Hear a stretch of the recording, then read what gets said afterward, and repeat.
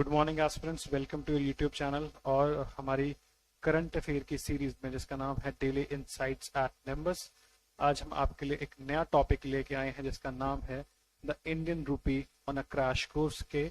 हमारा जो Indian rupee है वो क्रैश कर रहा है इंटरनेशनल मार्केट में, उसका जो दाम है वो गिर रहा है। तो हम जानेंगे कि न्यूज़ में क्या इससे रिलेटेड था, किस तरह से उसका दाम गिर रहा है, इस दाम के गिरने का कारण क्या है, रीजंस क्या है, और इस दाम के गिरने का जो हमारे इम्पैक्ट इकोनॉमी पे, इंडियन इकोनॉमी पे हो सकता है, उसके बारे में आज हम डिस्कस करेंगे हमारे आज के टॉपिक में जिसका नाम है the Indian rupee on a crash course. तो सबसे पहले बात करते हैं कंटेक्स्ट की कि न्यूज में क्या बात थी।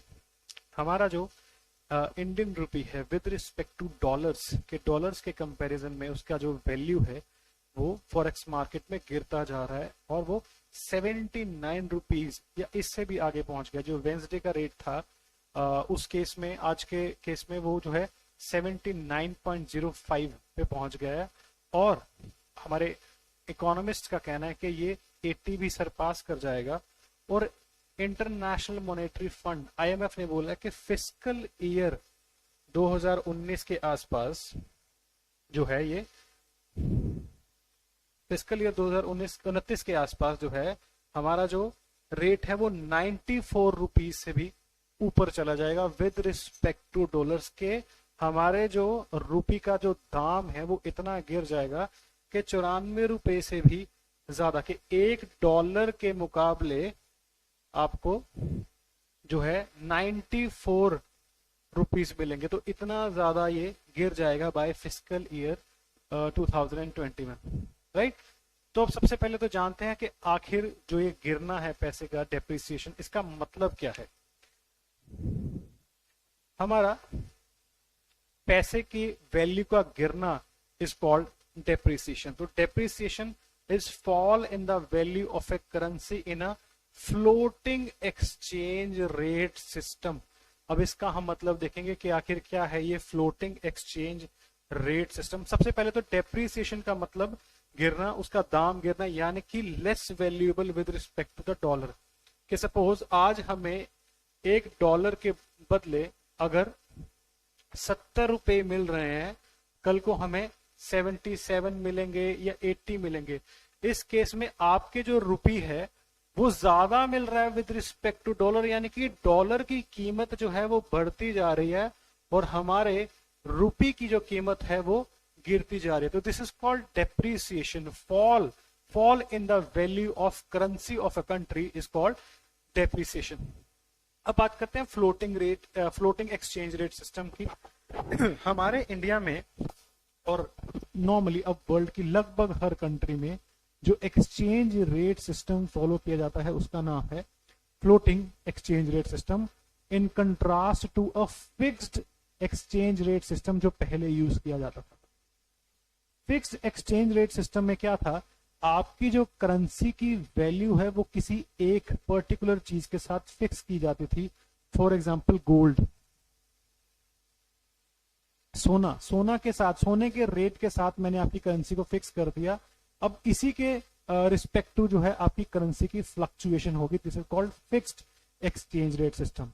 लेकिन 1993 के बाद हमारे इंडिया ने भी, और अब तो due to globalisation, liberalisation and privatisation, जब से हमारी वर्ल्ड की इकोनॉमी जो है इंटीग्रेट हो चुकी है, लगभग हर जो कंट्री है वो फ्लोटिंग एक्सचेंज रेट सिस्टम जो है यूज करती है। जिसका मतलब ये है कि ऐसा रिजीम जहां पे आपकी करेंसी की जो वैल्यू है वो फिक्स ना होगी, बल्कि आपका जो फॉरेक्स मार्केट है उसके बेसिस पे, आपकी करेंसी की डिमांड और सप्लाई के बेसिस पे आपकी करेंसी की वैल्यू तय होगी।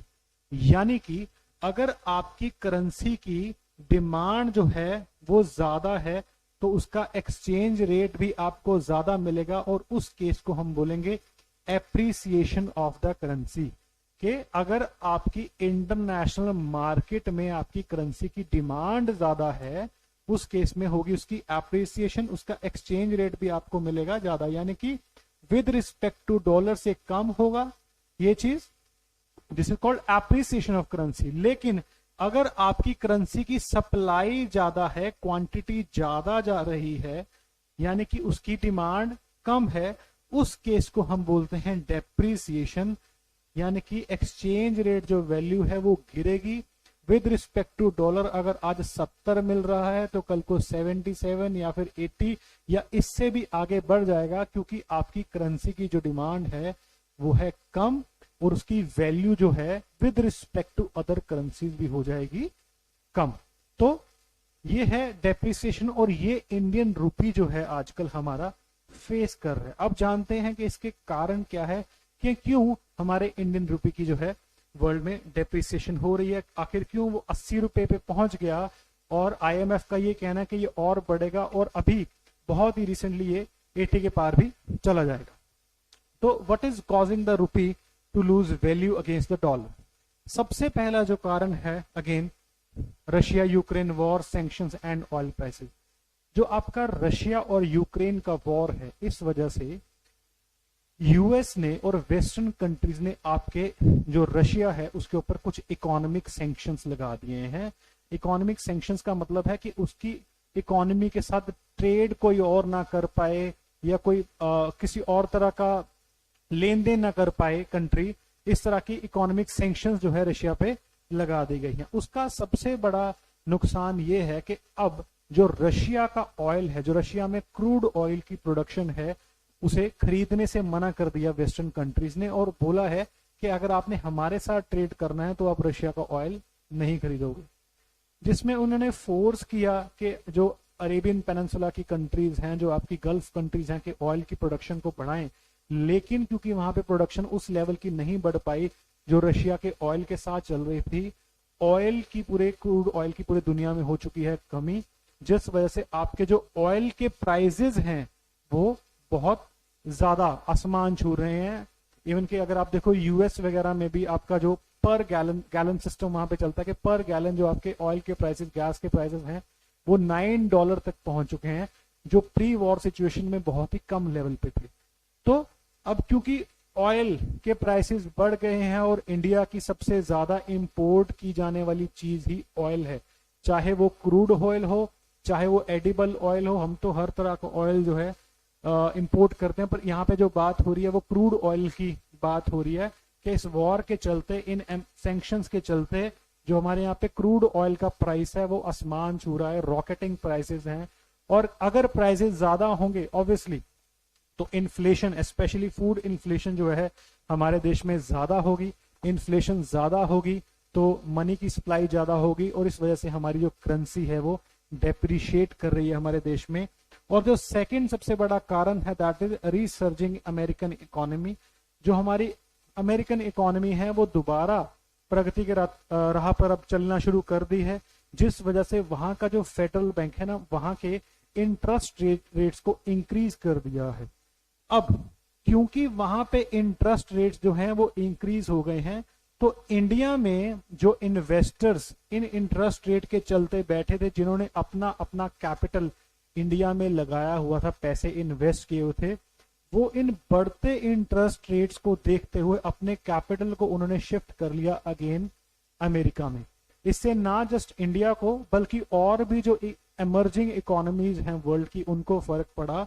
और इस कैपिटल के आउटफ्लो से, इस डॉलर के चले जाने से अगेन हमारे इंडिया की जो करेंसी की वैल्यू है वो कम होगी, क्योंकि हमारे जो फॉरेक्स रिजर्व्स हैं वो कम हो गए हैं, और again leading to the depreciation of Indian रूपी।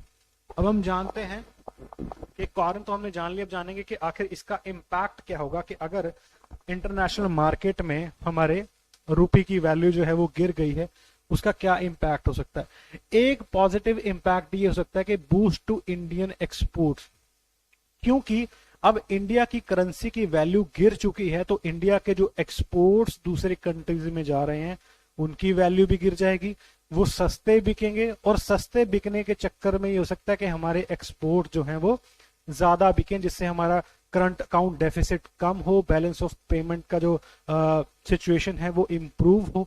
लेकिन इस वक्त वर्ल्ड में चल रही है डिमांड को लेके बहुत ही वीक सिचुएशन, और क्योंकि डिमांड बहुत कम है तो हमारे यहाँ पे जो इंडियन एक्सपोर्ट्स की जो मात्रा है वो बढ़ने के चांसेस कम है।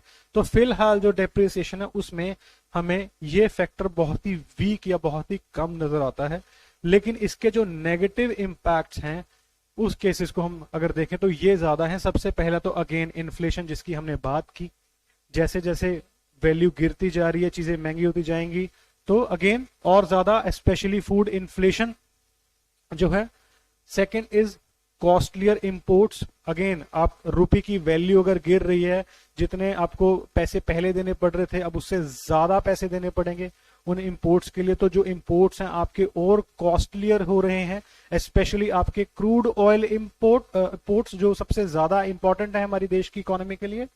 एक third is outflow of capital, के गिरती हुई करेंसी की जो वैल्यू है, वो जो रिटर्न्स हैं वो भी कम देंगे, जो रियल रिटर्न्स जिन्हें हम बोलते हैं, क्योंकि वो कम मिलेंगे तो अगेन आपके जो इन्वेस्टर्स हैं वो हमारी कंट्री से अपना कैपिटल, अपना पैसा उठा के किसी और कंट्री में इन्वेस्ट कर देंगे जहां की करेंसी जो है थोड़ी मजबूत होगी, जिसके साथ उसको रिटर्न्स भी जो है ज्यादा मिले। आरबीआई ने रिसेंटली मई में हमारे यहाँ पे भी इंटरेस्ट रेट्स को बढ़ाने की कोशिश की थी, इस एंटिसिपेशन के साथ कि जो हमारे यहाँ के इन्वेस्टर्स हैं वो हमारे देश को छोड़कर ना जाएं। लेकिन फिर भी यूएस फेडरल रिजर्व के इंटरेस्ट रेट्स बढ़ते ही हमारे यहाँ से कैपिटल का आउटफ्लो बहुत ज्यादा शुरू हो गया, जिससे हमारी जो रुपये की वैल्यू है उसमें और ज्यादा डेप्रिसिएशन देखने को मिली है। राइट, तो ये थे इसके इम्पैक्ट्स, जो पोटेंशियल इम्पैक्ट जो पॉजिटिव या नेगेटिव हो सकते हैं। और ये था आज का हमारा topic, the Indian rupee on a crash course. I hope आप सबको समझ आया होगा। For more such updates keep following this channel. Thank you very much.